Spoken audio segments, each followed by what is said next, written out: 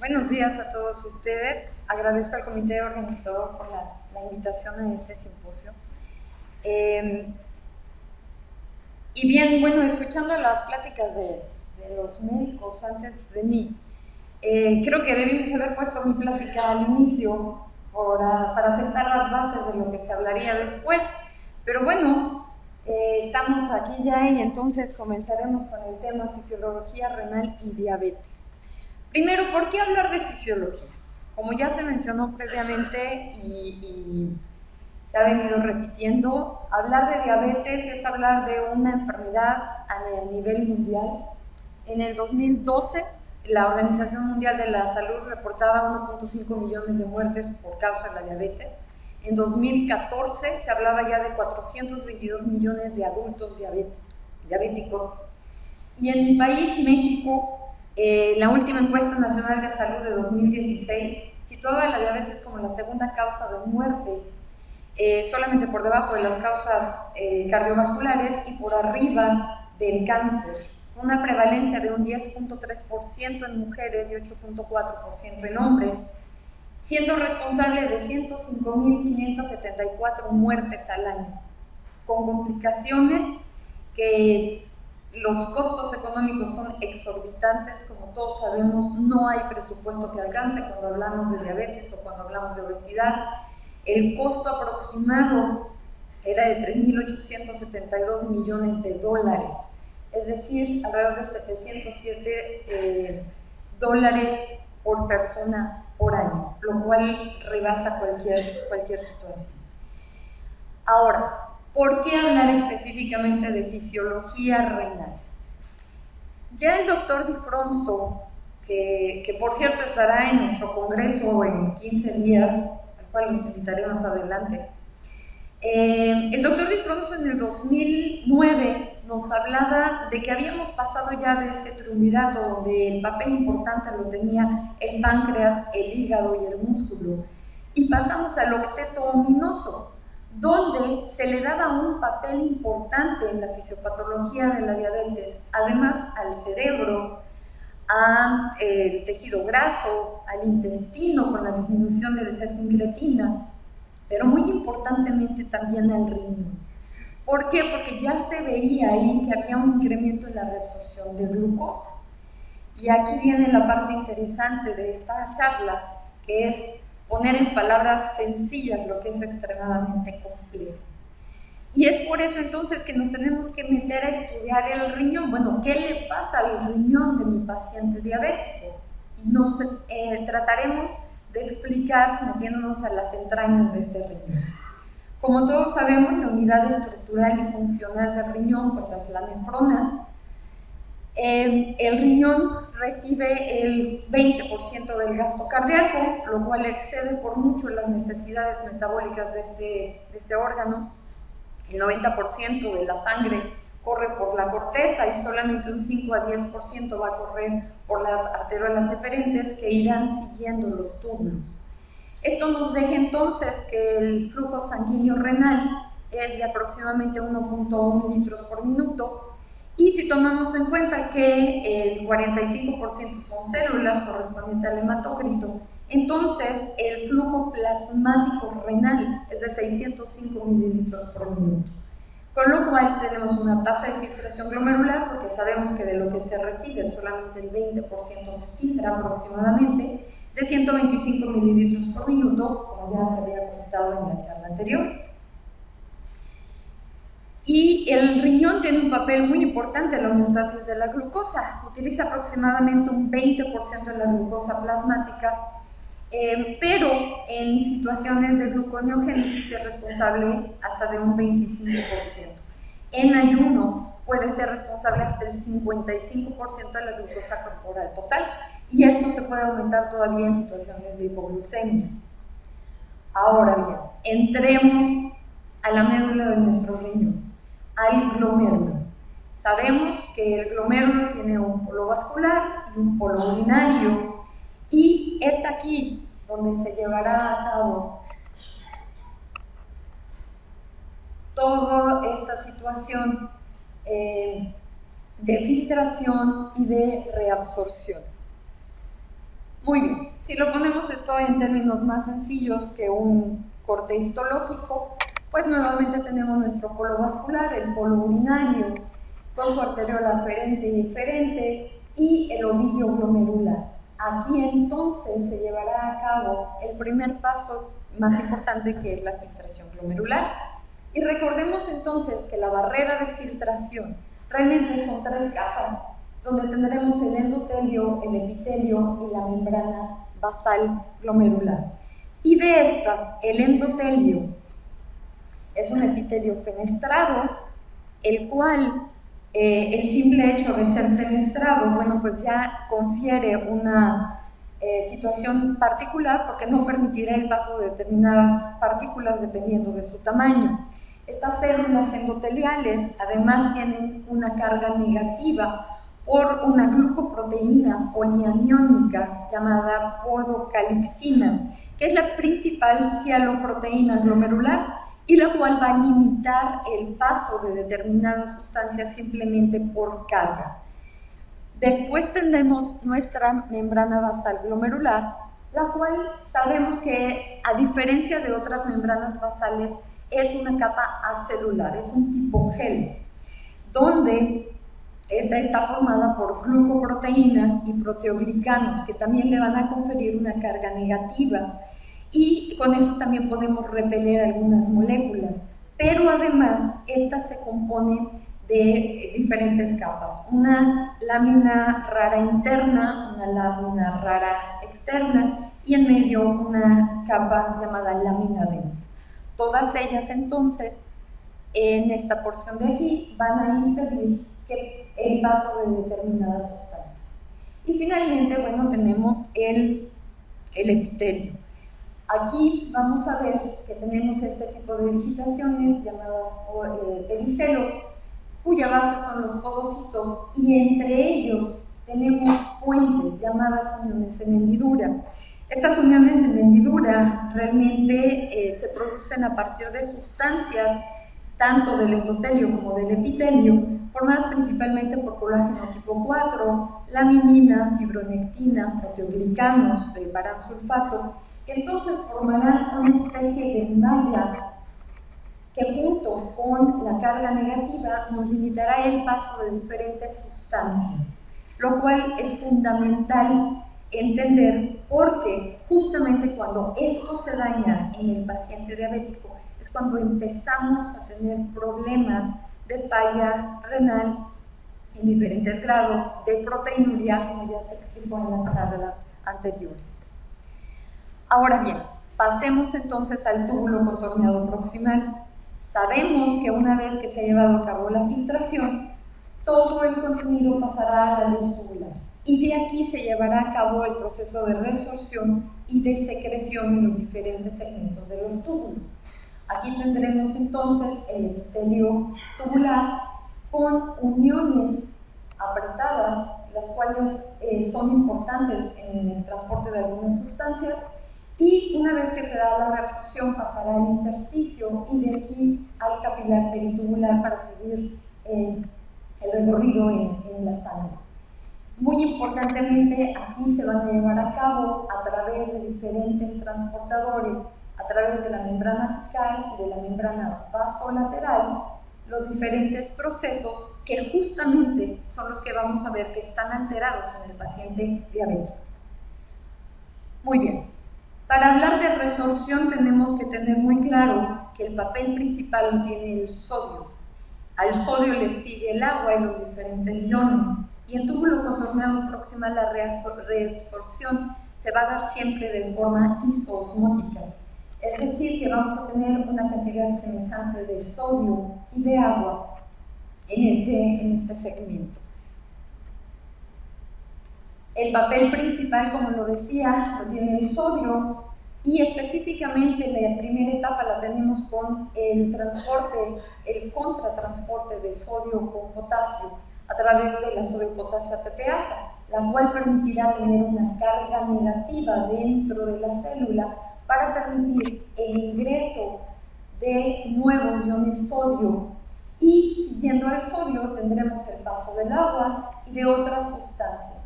teniendo en cuenta que siempre tenemos que mantener el principio de electroneutralidad, es decir, que se tiene que reabsorber la misma cantidad de aniones que de cationes. Finalmente, estas sustancias que han entrado a la célula pasarán al intersticio y de ahí pasarán, como ya comentaba yo, a los capilares peritubulares. Resulta ser que si queremos estudiar los principales mecanismos de transporte, justamente en el riñón los podemos encontrar todos.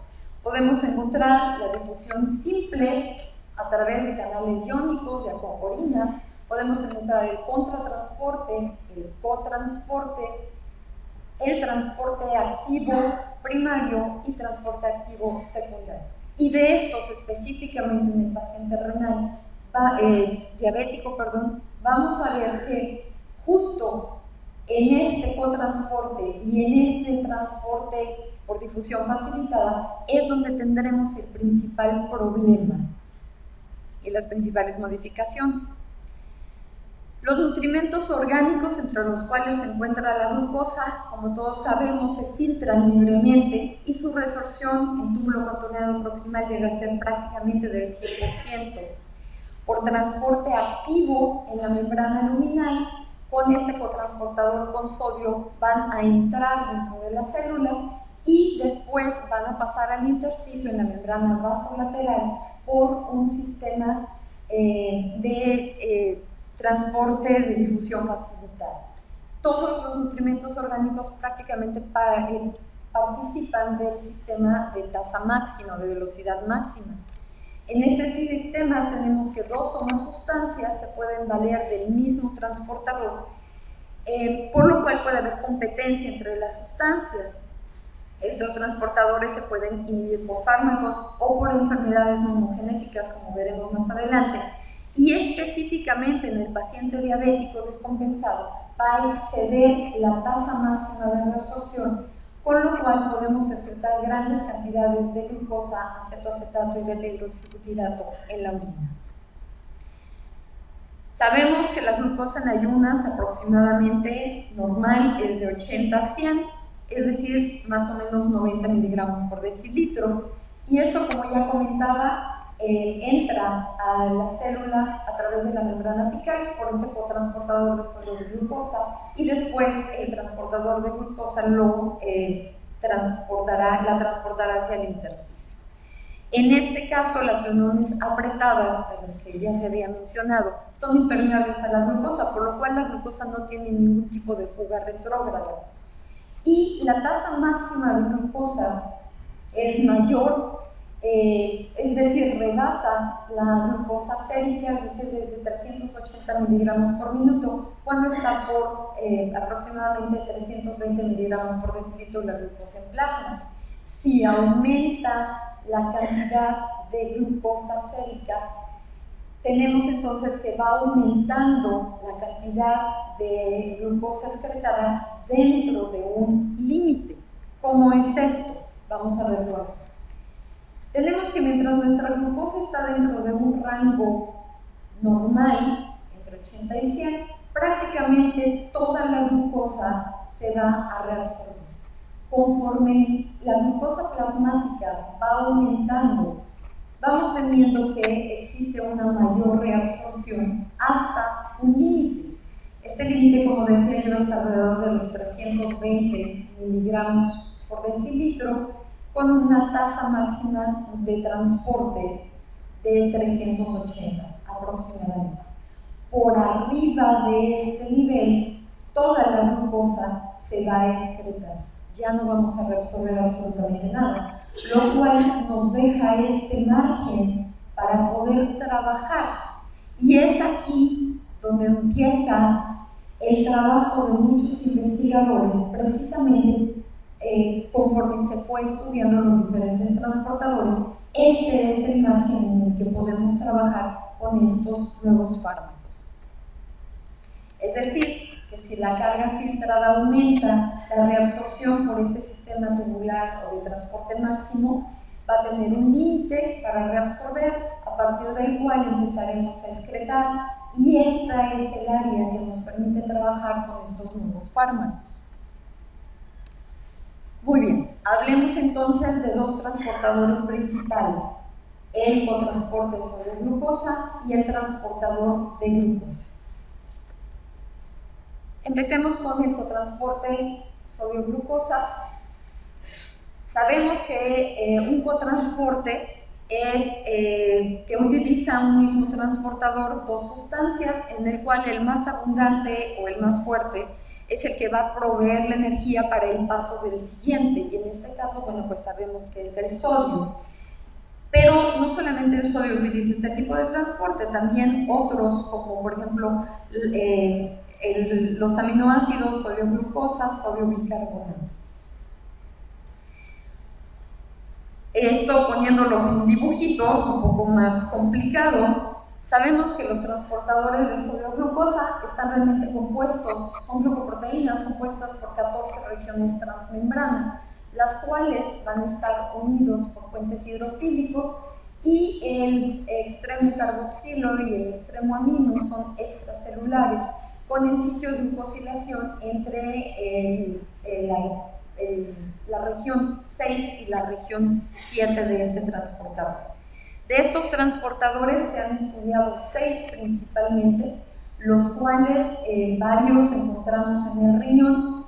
Sin embargo, de estos, los 3 más estudiados han sido SGLT1, 2 y 3, codificados en los cromosomas 16 y 22. El SGLT2 es el más selectivo para la glucosa, y cuando hay una alteración monogenética podemos tener glucosuria renal primaria.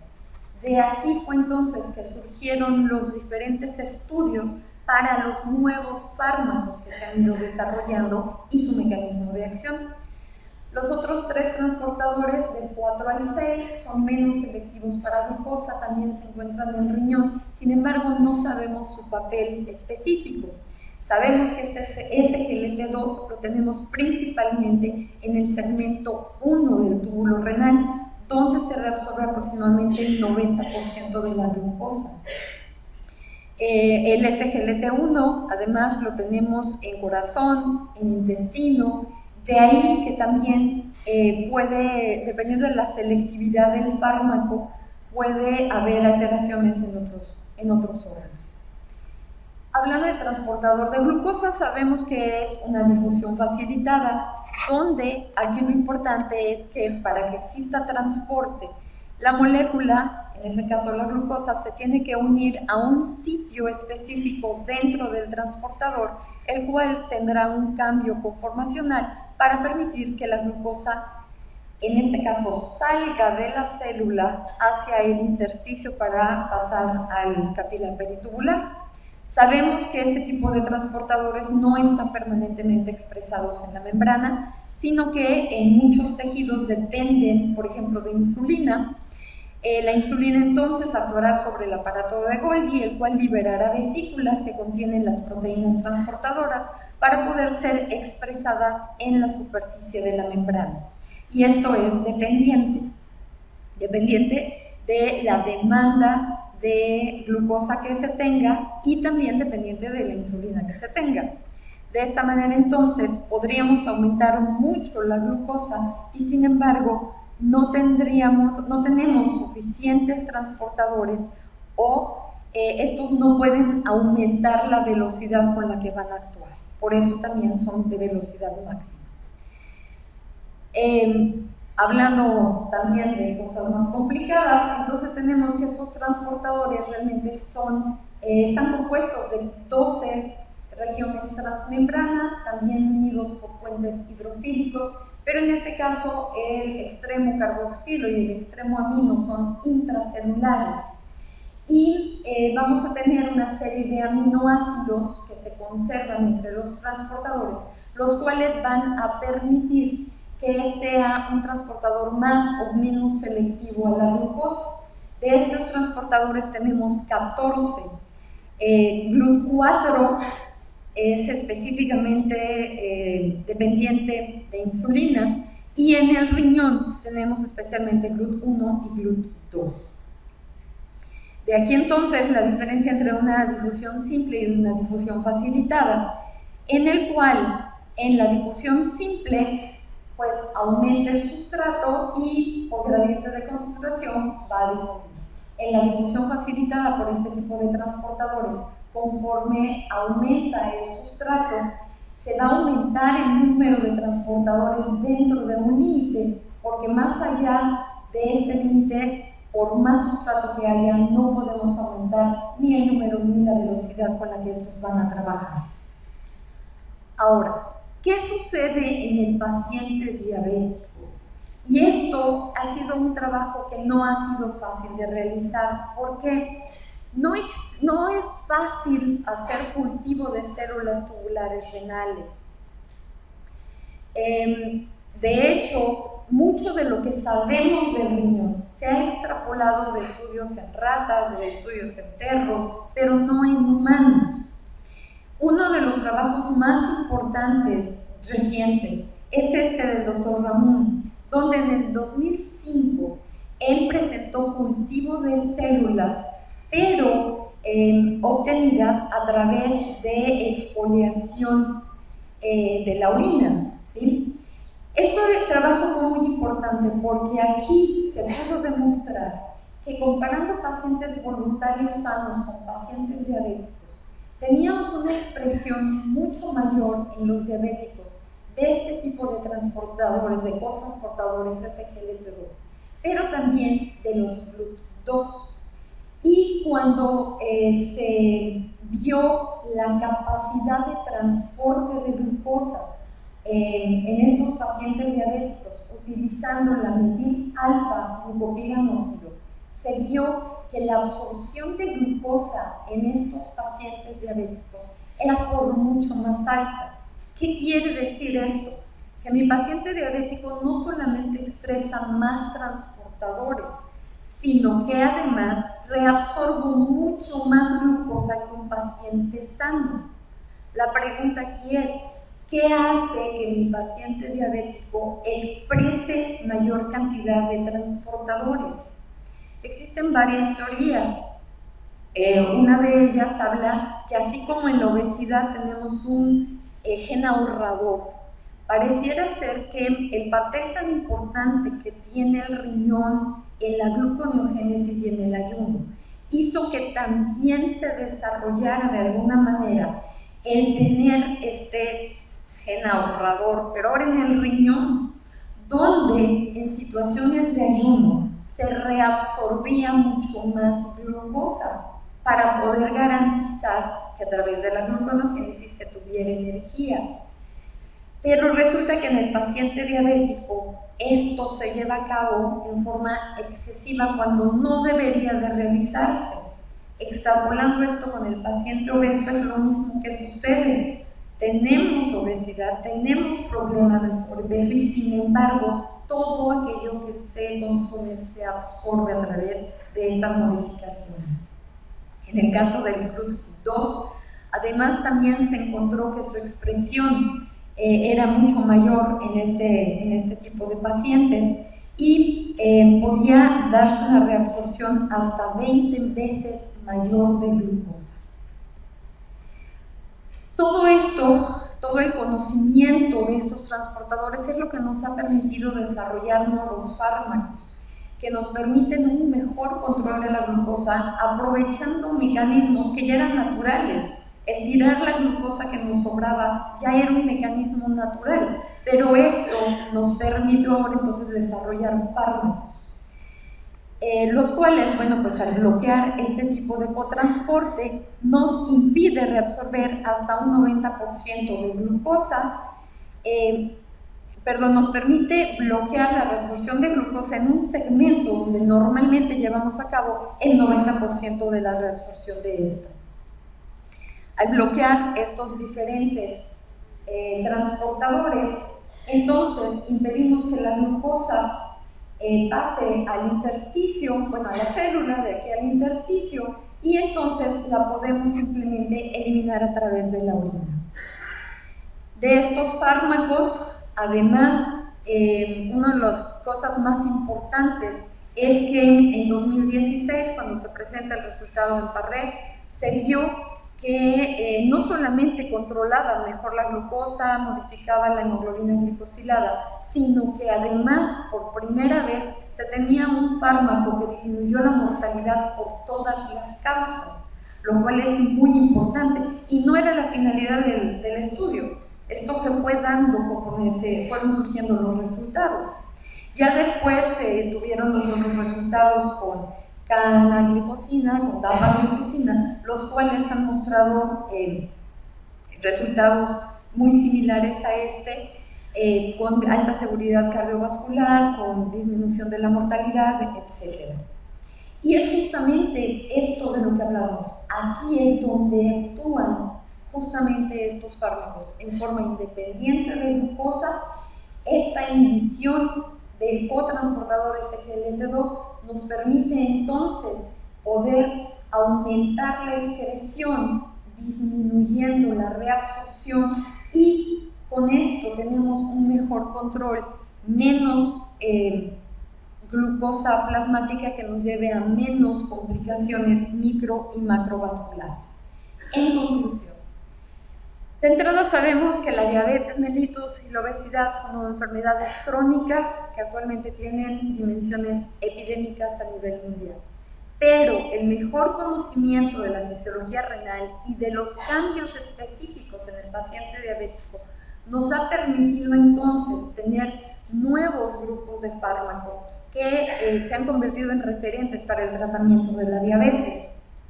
¿Cuál es el reto actual? Y este es el reto para todos los muchachos jóvenes que están aquí. En nuestros tiempos teníamos muy pocos medicamentos para manejar la glucosa. Actualmente ustedes ya no estamos hablando de fármacos que actúen en el páncreas para exprimirlo y sacar la insulina. Estamos hablando, jóvenes, de que en el caso de ustedes están trabajando con fármacos que actúan ya a nivel molecular. Estamos hablando de transportadores. Y ojalá y tengamos vida, los que estamos aquí, que somos mucho más grandes que ustedes, para llevar a cabo también el tratamiento ya, pero a nivel génico, que eso es lo que viene. La proteómica y la genómica serán las nuevas alternativas de tratamiento, y ya no solamente estar paliando problemas y apagando fuegos, sino ir mucho más allá y poder modificar realmente la enfermedad. Agradezco mucho su atención. Les dejo una imagen de una festividad que acaba de pasar en mi país, el Día de Muertos, y me han pedido también que les invite a nuestro congreso nacional, que se llevará ya en breve. Estará el doctor Di Fronzo, si quieren ir, para que lo puedan ver en vivo. También tenemos para el próximo año el curso internacional del 3 al 6 de julio, también están invitados, y en el 2020 el Congreso Mundial, que se llevará a cabo también en la ciudad de Cancún. Muchas gracias.